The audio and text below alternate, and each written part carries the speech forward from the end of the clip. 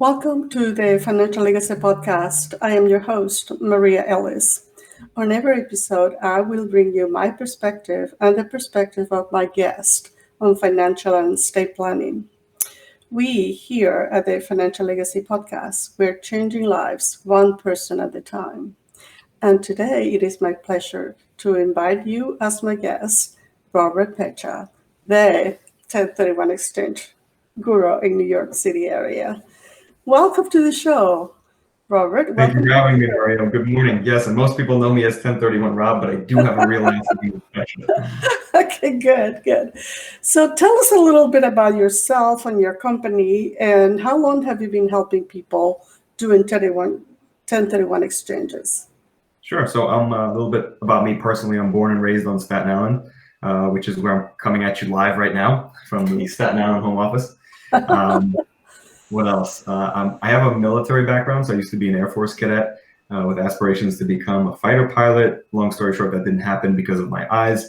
So I'm in a completely different space right now. I'd like to say I'm saving America in a different way. I thought I was going to be dropping bombs abroad on the enemy, and here I am dropping financial products domestically.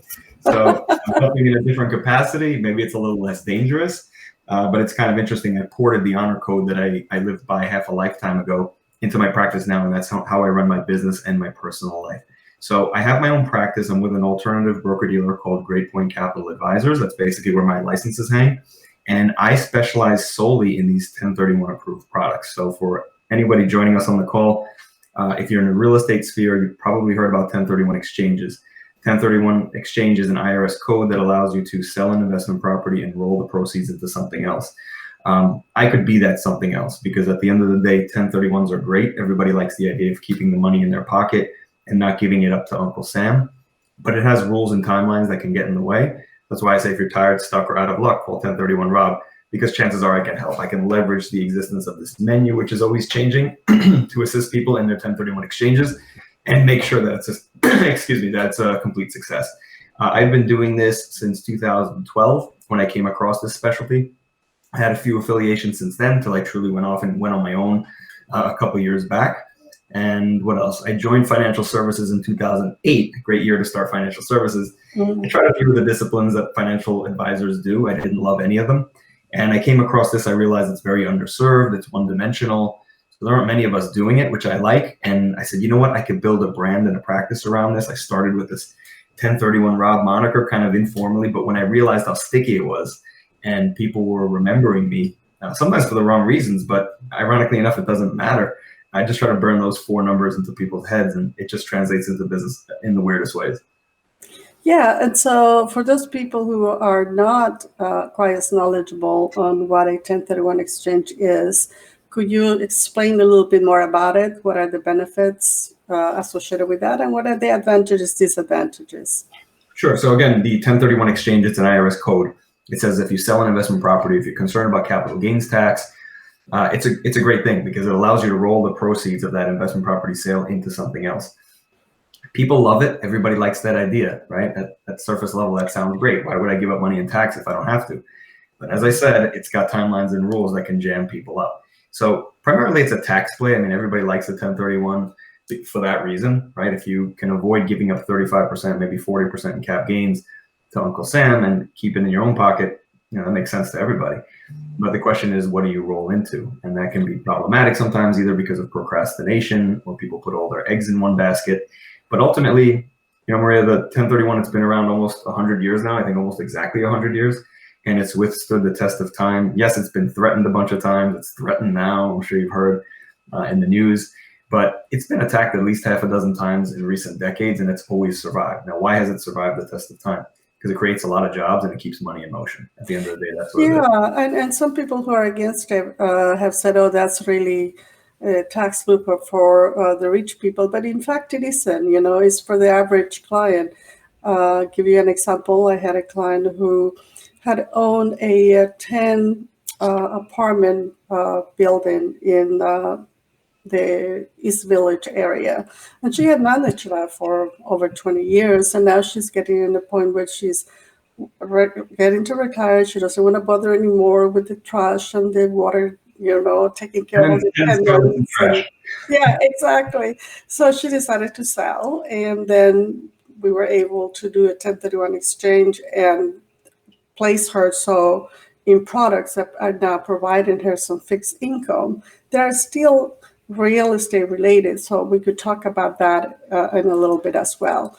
So just to summarize what Rob was saying, really a 1031 exchange to the ideal client is somebody who's have had the property for a while, has some real capital gains. So if we're to give you an example, if you sold your building and let's say your net income, your income from the proceeds were like $2 million. And if you used to wear an average of, let's say, 40% capital gain taxes, you'll be saving about $800,000, meaning 40% out of the 2 million, about $800,000 that you could utilize that money to, put it into fixed income properties. So I think that's really a really win-win situation. That's right, Maria. And you outlined the primary profile of client that I deal with. It's typically somebody in their 60s, 70s. They've owned that property forever. They bought it for next to nothing 25, 30 years ago. Now they're looking at a huge capital appreciation. So they're looking at big capital gains tax. They're probably looking at depreciation recapture too, which is a big number. And nobody ever talks about that one, but it's in there. So for more reasons than one, the 1031 is attractive. But at the same time, exactly like you said, whether they had a good run or a bad run, they're just not looking to deal with tenants, toilets, and trash anymore. They're done. They want to check out. So I have, again, a menu of pre-approved products that comes in all shapes and sizes. They're highly modular. They're all over the country, but at the end of the day, they're all passive.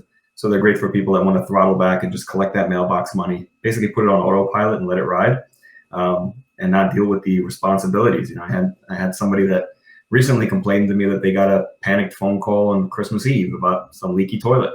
And they just don't want that anymore. So it's great for people like that, that want to they don't want to pay the tax, right? Because they want to take advantage of something that's out there, 1031, and it is not a tax loophole. I know it gets a bad rap as a loophole for the rich, but a lot of mom and pops use this. Mom and pops that desperately need that rental income. So it's a great tool to use. And it's great for those people that don't want to deal with the tenants, toilets, and trash anymore. It's also useful in several other scenarios, which I can expand upon later. But I literally boil it down into 4 categories of people that I can help, leveraging this basket of products that I always have ready to go. Okay, that sounds good. So tell us the cycle. What is the process of doing a 1031 exchange, and why timeliness is very important, and why having a team of people that could help the seller successfully complete the transaction is important.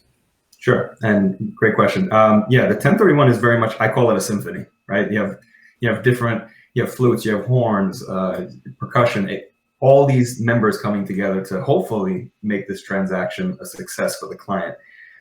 So you have your realtor, you have your CPA, you have your real estate attorney. If you're doing a 1031, you need something called a QI, or qualified intermediary. That's very, very important. So timelines are important.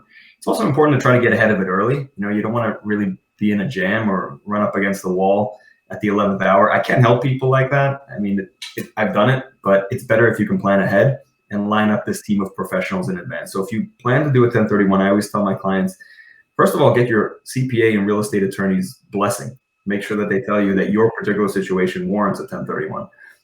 Maybe your tax consequence is not as high as you think. I've seen that. So just get them to say, yeah, this is a good idea. And if they give it their blessings, then I can enter the equation with some options they probably haven't heard. Certainly you want to have your realtor on board like yourself. If they're looking to outright own property again, they need you to do that, to go out there and find them replacement properties in the allotted time. I don't do that. And they need the qualified intermediary, absolutely need the qualified intermediary, because if you sell that investment property and take receipt of the funds, it's over. It's over. Right. You have to pay taxes at that point. There's nothing you can do at that point. It's unfortunately too late. And I have gotten those phone calls. Hey, I sold my building. The money's sitting in my account. It was there 2 weeks ago. I want to do a 1031. I was like, I can't help you. My hands are tied. Yeah. So you want to get ahead of it. You want to get these professionals lined up. And it very much is a symphony as you go through it. It has moving parts. It's not the most scary thing in the world, but you want to make sure that you have the attentiveness of all these individuals. So I sit at a very specific seat at the table to make sure this 1031 is successful. The client may not always need me because I'm not a cure-all. Again, I'm ex-military. I shoot it straight. I give it like it is. That's part of the way I run my practice. I'm not a solution for everybody, but chances are I can bring an option to the table. that is useful in several scenarios. So whether you have your back up against the wall and you need a backup position, or if you have some scraps left over, or as in the primary example, if you just want to throttle back and collect passive income and not deal with that anymore, I could be a good solution. But at the end of the day, I don't replace anybody at that table because I'm not a broker, I'm not a QI, I'm not a CPA, and I'm not a real estate attorney, but I work with all of them. Yeah, you're a 1031 expert. Talk to us a little bit about the reverse 31 exchange. So the reverse exchange, I don't have personally a lot of experience with. Mm-hmm. I've seen them. They're a little more rare. The most common is the forward exchange, where you sell your property, clock starts ticking, so you have 45 days to identify what you want to roll the proceeds into, and of course 180 days to close on that. The reverse is exactly what it sounds like, the reverse. Right. So you pick up the replacement property first. Again, you have to engage a QI, and then you sell the primary, you sell the investment property down the line.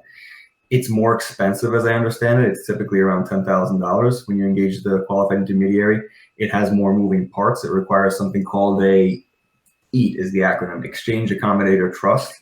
So there are just more layers to it. So that's why it's more costly, but it is done. It's just a little more rare. Right. Again, for people who are not quite as familiar, explain a little bit more about the 45 days and the 180 days to be able to complete the transaction. Sure. So one of the requirements of a 1031, in addition to hiring a qualified intermediary to custody the funds, are you have to keep in mind 2 timelines. And the timelines run concurrently. So let's just say you sell an investment property today. The first timeline is the 45-day identification timeline. It says you have 45 days, so you literally have until midnight of the 45th day to identify what you intend to close on. You don't have to, you just have to have it named with the qualified intermediary on the ledger by the 45th day at midnight. So there's something called the rule of 3. It always says you can name 3 properties irrespective of value. So I always encourage people, when you're naming those properties, when you're looking at properties that you could potentially close on, always make sure you have 3. That's the most common rule that they use to name replacement properties. Oftentimes people put their eggs in one basket and they'll just name 1, or maybe they don't have anything. Take advantage of whatever naming rule the qualified intermediary is using. There are several, but that's the most common. So that's the first timeline to consider, is the 45-day. It's usually the one that will jam people up the most. It's not so much about the other timeline, which is the 180-day. It says if you sell that investment property today, running concurrently with that 45-day is this 180-day to close on those properties that you identify. So you can run into trouble in both, but you have to be conscious that those are not flexible, and they're very strict. So you have to make sure you stay within those timelines. So basically within the first, this is why I said you want to get ahead of it as much as possible. You sort of want to have an idea of where you're going. You don't want to leave it till the last minute, because that's where you run into trouble. I can help in the last minute, but it's not going to be what the clients typically want. It's going to be more because they don't want to pay the tax. So they're sort of settling for the lesser evil. But the more you get ahead of this, the more you can make sure you stay on track with those timelines, both of them, the 45-day ID and the 180 close. Yeah, and the 45 days, it does provide a very short period of time for a client to be able to identify the properties that they like, especially if they're not sure whether they want to continue to manage real estate or whether they want to put that into a fixed income. And like you were saying earlier, it's important to have choices, to have at least 3 choices in terms of alternative investments. And one of them surely has to be in fixed income, such as the DTCs. So talk to us a little bit more about what that fixed income represents, and what is a DTC? Sure. So the the products that I represent, that I have on this menu that I always hold up, are called DSTs, or Delaware Statutory Trusts.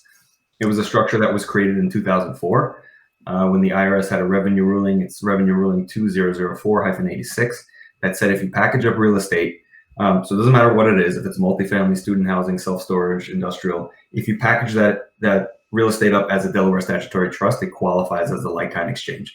So what does that mean? That means in addition to everything else that you can chase out there to satisfy your 1031 exchange, triple net properties that you own outright, that you, Maria, could find for your client, in addition to all that stuff that's out there that's 1031 eligible, is also my menu. Everything on here is 1031 exchange ready, has no closing risk, closes in 3 days. So it's highly modular, and it helps in a few scenarios. It's kind of interesting because it's not the newest thing. It's been around since 2004, so it's not like it came out a year or 2 ago, but it's not known. It's not known, and it's one of the reasons that I built a brand and a practice around it, is because the space is so underserved. There aren't many of us. There are even fewer that are like me.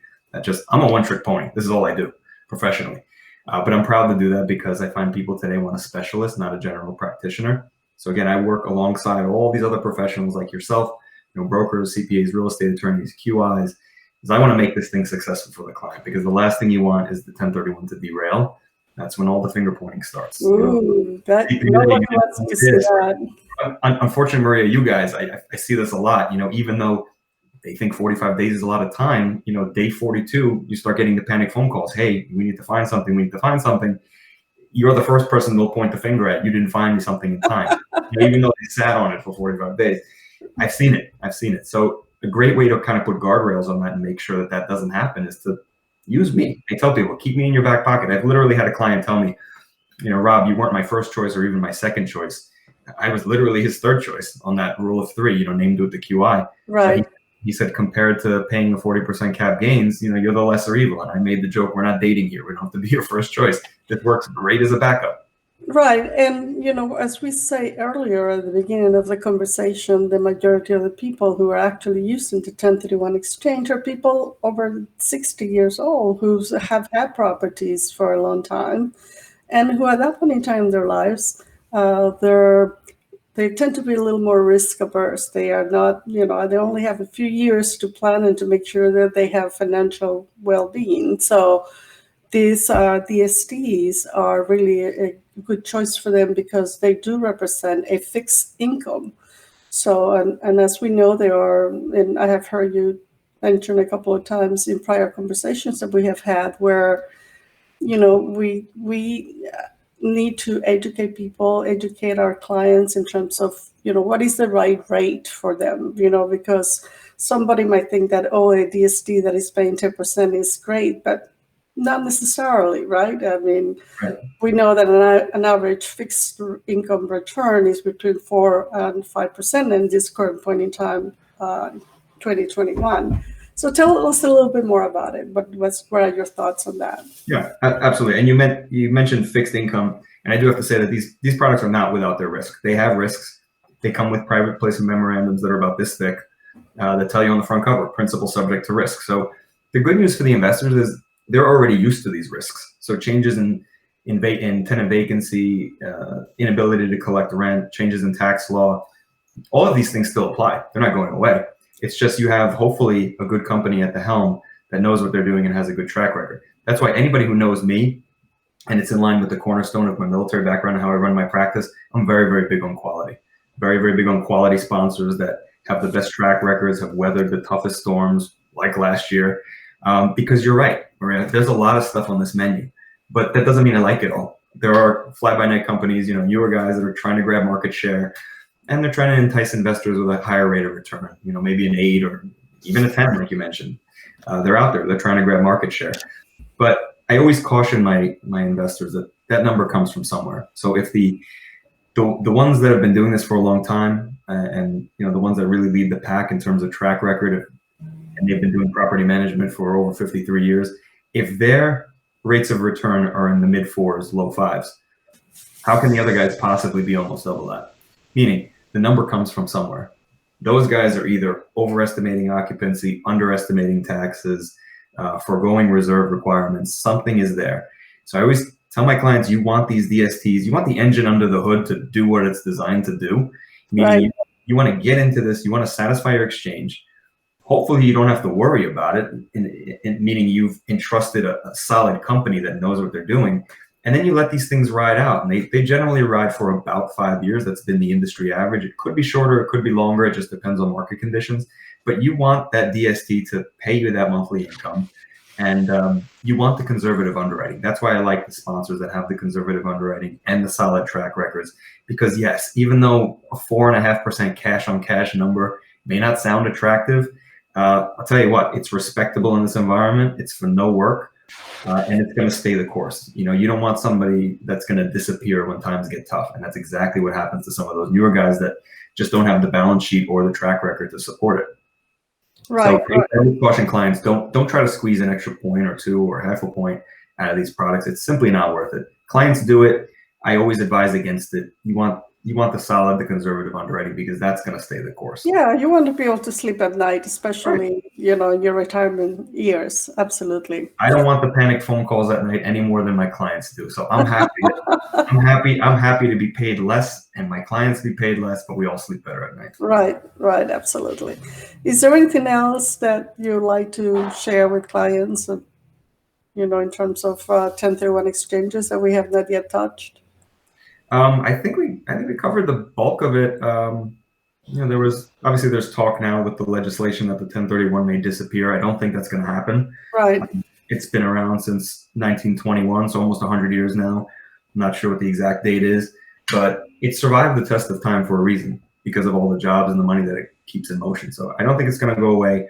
I hope it doesn't go away because I'm 1031 Rob. I don't want to be something else, Rob. But So that's a good point for me to jump to the next one, and that is, if you had not chosen to be a 1031 advisor, or if you had continued to be able to fulfill your dream in the military, what other career would you have chosen? So great question, and it's passing through 2020. I can definitely answer this one. So one thing I learned during the pandemic is more important than any products we sell or services we offer is connectivity and staying connected. And everybody craves this. Everybody has craved this during the pandemic. We still do. We still want to get back to normal and have our lunches and hands. So I'm sending you a virtual hug to you and to all the people listening to us. So we have to settle for this for now. Yes. But one thing I took away from that is that the connectivity is everything, and that's not going away. And I think if I ever had to reinvent myself again, I would insert myself somewhere in the connectivity space, whether that be something technology based or creating a new group of peers. It would be something to keep this alive. Right. And I think there's a new trend on companies now, which is the customer satisfaction person, who wants to make sure that the client is happy, especially when a product is not working out or whatever, right? So right, you have to keep the human touch alive. I mean, in a normal environment or in a quasi-normal environment like this, you still have to keep that alive. Well, thank you so much. Thank you, Rob, for being here with us. Thanks for all of you who are tuning with us in the Financial Legacy Podcast here with me, Maria Ellis. To learn more about how to work with me or Rob in a 1031 exchange, please contact us, and also just connect with financiallegacypodcast.live, financiallegacy.live. Thank you, Rob. And what is the best way to connect with you as well? Again, thank you, Maria, for hosting and for having me today. The best way to contact me is my website, which is really easy to remember. It's 1031rob.com. You can find all my contact information there, and I'm happy to help anybody from a top 40,000 foot, basic level to anything more granular and situation specific. Thank you again, everybody. Thank you, Rob. Namaste. Thank you, everyone.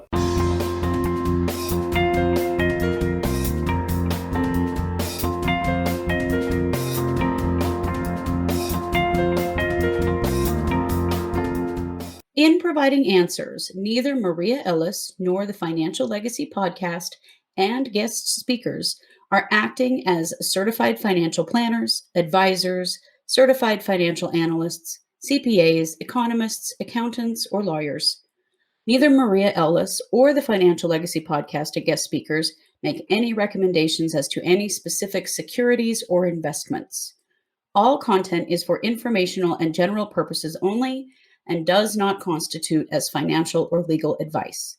You should consult your own tax, legal, and financial advisors regarding your particular situation. Neither Maria Ellis nor Financial Legacy Podcast and guest speakers accept any responsibility for any loss that may arise from accessing or reliance from any information in this podcast. And to the extent permitted by law, we exclude all liabilities for any loss or damages derived directly or indirectly arising from the use of the information.